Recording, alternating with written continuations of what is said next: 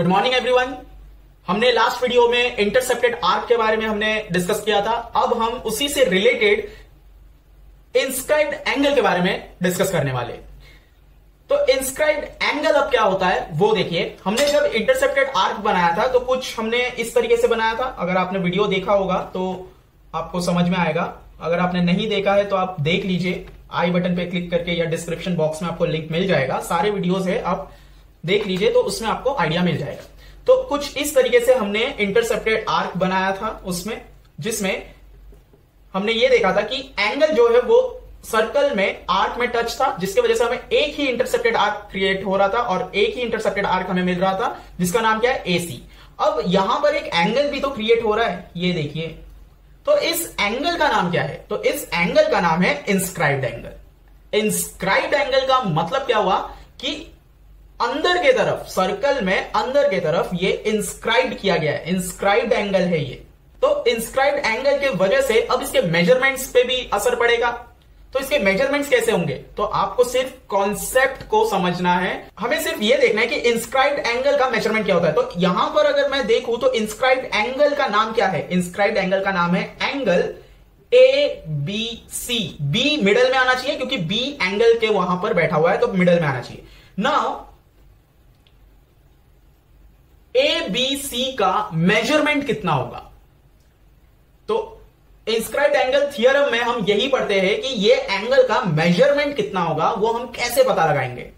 तो ये एंगल का जो भी मेजरमेंट होगा वो इस आर्क का, ये एंगल बना कैसे है? ये एंगल रे AB और रे BC के वजह से बना है, ड्रॉ करने की वजह से। तो ये जो एंगल हमने ड्रॉ किया है, इंस्क्राइब किया है, उसको ड्रॉ किया है, ठीक है, उसके वजह से एक आर्क भी यहां पर दो इंटरसेक्शन पॉइंट के साथ यहां पर बन के आया है, ठीक है। तो ये इंटरसेप्टेड आर्क है। तो इंटरसेप्टेड आर्क का जितना भी मेजर होगा उसका हाफ एंगल बी होगा। तो हम बोल सकते हैं कि angle ABC is half of major arc AC। हम इसको AC भी बोल सकते हैं। यहां पर हम कुछ अगर नाम ले ले X तो इसका नाम हो जाएगा AXC, ठीक है। तो ये हुआ इसका फॉर्मूला कि कभी भी कोई भी सम में अगर इस तरीके से दिया है, हमें पूछ लिया कि एंगल B का मेजरमेंट निकालो, तो हम कैसे निकालेंगे? हमें पता होना चाहिए कि ये आर्क कितना है। तो क्वेश्चन में जरूर दिया होगा ये आर्क कितना है, या फिर क्वेश्चन में ये दिया होगा कि पूरा सर्कल 360 का है, एक मेजर आर्क दे दिया है, ABC मेजर आर्क दे दिया है। तो हमें क्या करना होगा? पूरे सर्कल में से मेजर आर्क माइनस करेंगे तो AXC मिलेगा। और जैसे ही AXC मिल जाएगा हमें, हम क्या करेंगे? ये फॉर्मूला यूज करेंगे और यूज करने के बाद उसको हाफ करेंगे तो ABC मिल जाएगा, करेक्ट। अब समझिए, आपको ABC इसका एंगल दिया हुआ है और आपको ये वाला निकालना है, तो भी आप यही फॉर्मूला यूज करेंगे। ओके, मैं आपको करके बताता हूं। सपोज यहां पर जो एंगल है वो 120 दिया है और हमको बोला है कि AX आर्क का जो मेजर है वो निकाल के बताओ, तो हम यही फॉर्मूला यूज करेंगे। तो यही फॉर्मूले में अब क्या होगा कि 120 तो AB का मेजरमेंट है, इज इक्वल्स टू हाफ करेंगे हम, half of major arc AXC। अब इसका तो मेजर है नहीं तो इसका हाफ कर नहीं सकते, तो हम क्या करेंगे? ये 2 जो यहां पर डिवाइड में है उसको यहां ट्रांसफर कर देंगे। तो वो क्या हो जाएगा? 2 into 120 degree is equals to, यहां पर क्या बचेगा? 1 इंटू मेजर आर्क AXC। यहां से 2 अगर चला गया तो 1 अकेला बचेगा ना, तो 1 तो इसके साथ मल्टीप्लीकेशन में, तो यहां पर बचेगा मेजर आर्क AXC। तो यहां पर मेजर आर्क AXC कितना आया? 240 डिग्री। सिंपल सा फंडा है। अगर इस आर्क का हाफ ये है तो इसका जितना भी मेजर होगा इसका डबल ये होगा, बराबर। तो समझ लीजिए, नेक्स्ट वाला जो सम है उसमें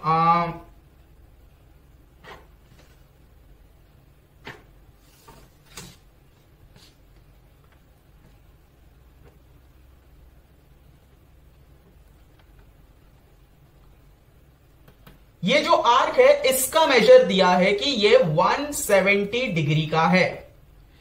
अब आप ये वाला एंगल निकाल के बताएं। तो ये एंगल निकालने के लिए भी हम यही फॉर्मूला यूज करेंगे। अब यहां पर ABC जो एंगल है वो हमारे पास है नहीं, तो ABC जैसा है वैसे ही रहेगा।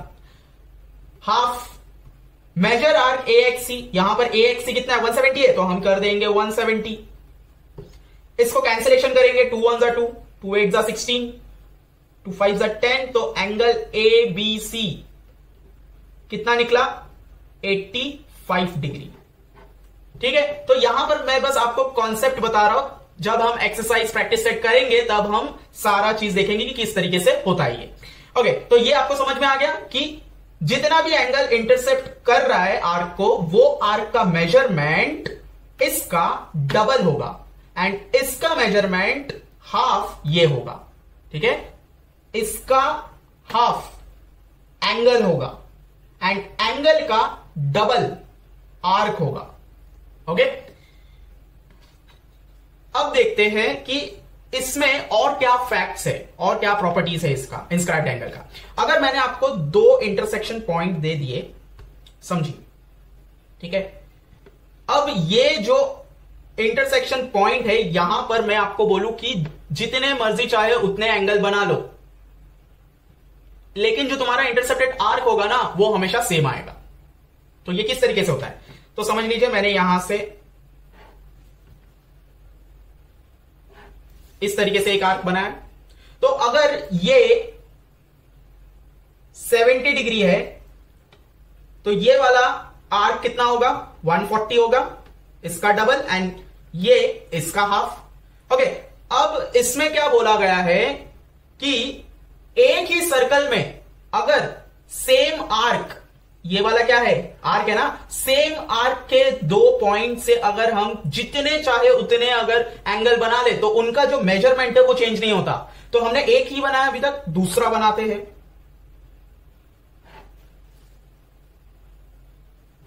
ये जो एंगल है इसका भी मेजर 70 ही आएगा। तो अगर मैं नाम दे दूं ए बी सी, ए बी सी, तो angle A B C 70 degree ही माना जाएगा।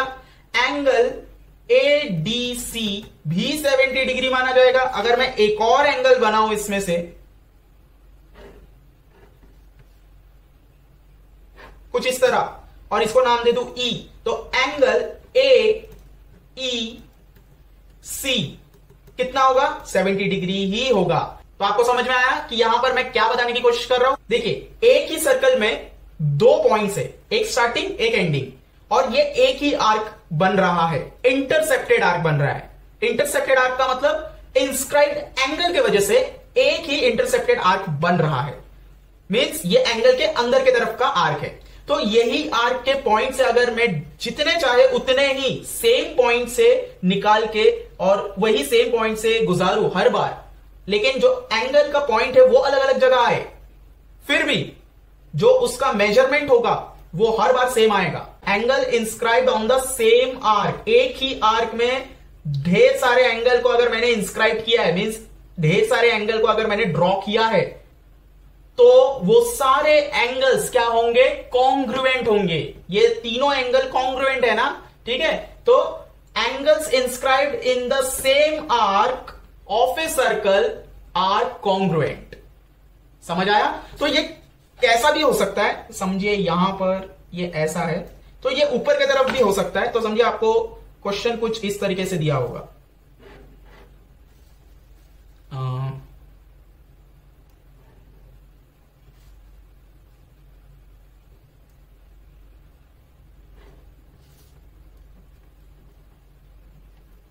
ओके। तो यहां पर मैं नाम दे देता हूं ए बी सी डी। अगर मैंने ये बोल दिया कि angle A B C 20 degree है, एंड मुझे बताओ कि एंगल डी सी कितना है, एंगल ए डी सी कितना है, तो एक ही सेम आर्क से ये बना हुआ है दोनों एंगल, ठीक है। तो अगर सेम आर्क से बना हुआ है तो एंगल ए बी सी जितना होगा, एंगल ए डी सी भी उतना ही होगा। ओके, तो सपोज कि यहां पर आपको नहीं दिया है मेजरमेंट, सिर्फ ये बोल के दिया कि ये जो एंगल है ये 40 डिग्री है, तो 40 डिग्री अगर है तो हम यही वाला फॉर्मूला यूज करेंगे, ठीक है। ये वाला फॉर्मूला क्यों यूज करेंगे? क्योंकि ये इंस्क्राइब्ड एंगल है ना। आप सिर्फ एक एंगल को अगर देखेंगे तो वो इंस्क्राइब्ड एंगल हुआ, तो इंस्क्राइब्ड एंगल का अगर मैं ये फॉर्मूला यूज करूं तो 40 का हाफ 20 निकलेगा ये। तो अगर ये 20 है तो एंगल ए डी सी भी 20 होगा। क्यों? क्योंकि सेम स्टार्टिंग पॉइंट से एंडिंग पॉइंट तक जो आर्क बना हुआ है उसी सेम आर्क में दो एंगल बने हैं, और दो एंगल अगर सेम आर्क में बने हैं तो जितना इसका मेजर होगा उसका हाफ दोनों अलग अलग होंगे। ठीक है ना? तो आपको समझ में आया अभी इसमें कि एक ही आर्क में, सेम आर्क में हम कितना भी एंगल बना ले वो सारे एंगल्स के मेजरमेंट कैसे होंगे? कॉन्ग्रुएंट होंगे। नेक्स्ट थर्ड पार्ट इसका जो है सेमी सर्कल। पहले तो सेमी सर्कल बना लेते, एक हॉरिजॉन्टली हम समझेंगे और एक को वर्टिकली में समझेंगे। अब देखिए, मैंने जैसे ही सेमी सर्कल के लिए ये डायमीटर ड्रॉ किया वैसे ही हमें यहां पर दो डिस्टिंक्ट पॉइंट, मतलब इंटरसेक्शन पॉइंट मिल चुके हैं। ठीक है?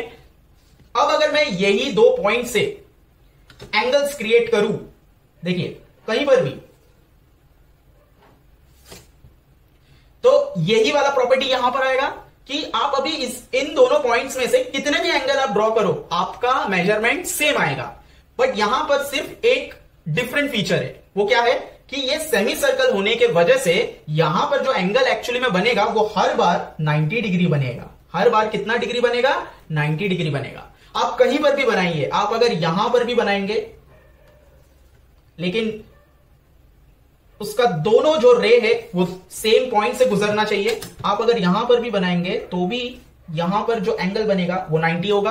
आप अगर यहां पर भी बनाएंगे, आप यहां पर भी बनाएंगे तो भी ये एंगल 90 डिग्री ही बनेगा। ओके, तो यहां पर हमें क्या सीखने मिला कि सेमी सर्कल में आप कितना भी एंगल्स क्रिएट कीजिए वो 90 डिग्री के अलावा उससे ना ही छोटा और ना ही बड़ा बनेगा। ठीक है? तो 90 डिग्री का मतलब अब मैं आपको बता देता हूं, ये बना एक सेमी सर्कल। तो इसको आप एक बार सेमी सर्कल समझ लीजिए। अब यहां से ये दो एंडिंग और स्टार्टिंग पॉइंट से अगर मैं एंगल क्रिएट करूं तो हर बार यहां पर 90 डिग्री का ही एंगल बनेगा। ठीक है? तो इन दोनों में यही डिफरेंस था कि सेमी सर्कल में आप कितना भी एंगल बनाइए वो दो पॉइंट से आपका जो एंगल क्रिएट होगा हर बार 90 होगा। एंड ये अगर 90 है तो जो आर्क क्रिएट हो रहा है, ये देखिए ये आर्क है, इंटरसेप्टेड आर्क है। देखिए बताता हूं मैं आपको,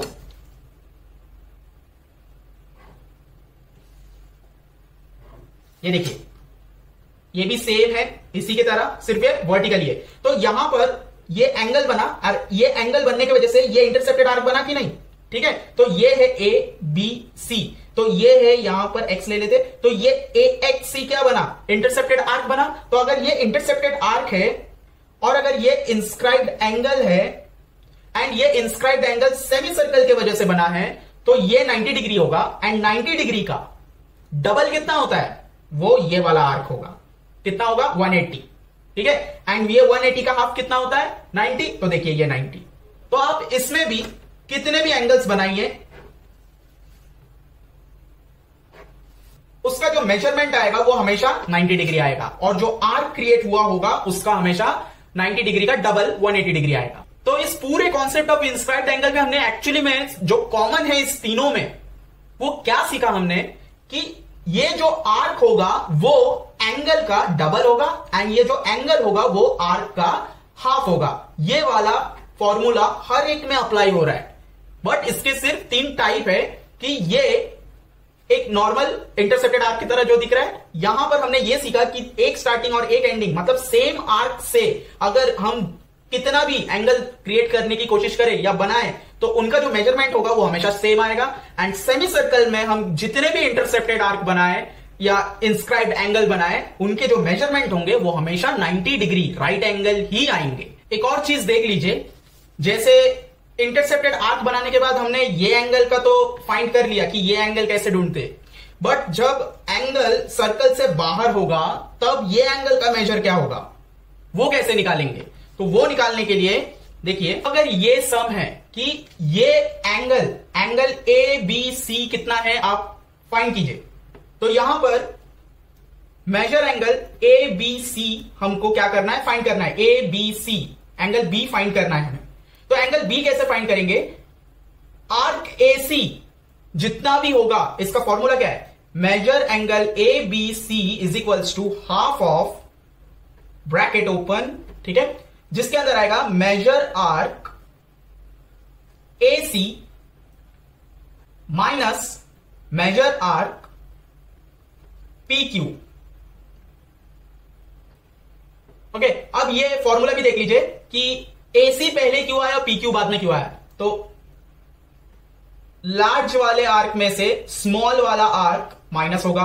सिंपल, ये फंडा भी आप याद रखिए कि मेजर एंगल ABC निकालने के लिए, B का एंगल निकालने के लिए आर्क A से, लार्जर आर्क A से, ठीक है ना, आर्क A का मेजरमेंट जितना भी होगा, सपोज 70 है, ठीक है, तो 70 अगर है तो स्मॉल आर्क तो इससे छोटा ही होगा। तो ये आर्क जितना भी होगा, सपोज 30 है ये, ठीक है, तो 70 माइनस 30 पहले करेंगे, फॉर्मूला जैसा है वैसे ही रखिए। तो 70 माइनस 30 कितना होता है, 40।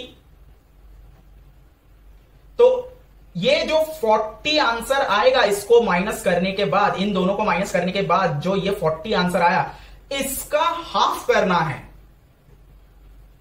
ठीक है, इसका हाफ करना है। अब 40 का हाफ कितना होता है, 2 1 2, 2 20 जा, तो मेजर एंगल ABC कितना होगा, 20 डिग्री। समझ आया आपको। तो ये एंगल का फाइंड करने के लिए आपको पहले तो इस आर्क के मेजर से इस आर्क को माइनस करना होगा, देन जो आंसर आएगा उसका हाफ करना होगा, तब जाके जो आंसर आएगा वो उसका एक्चुअल मेजर होगा। Okay, done. तो ये कॉन्सेप्ट आई होप आपको पूरा अच्छी तरीके से समझ में आया होगा। वीडियो अगर अच्छा लगे तो लाइक कीजिए, शेयर जरूर कीजिए अपने फैमिली और फ्रेंड्स के साथ, एंड चैनल को सब्सक्राइब जरूर कीजिए ताकि मेरे हर नए वीडियो का नोटिफिकेशन आपको मिलता रहे। Thank you.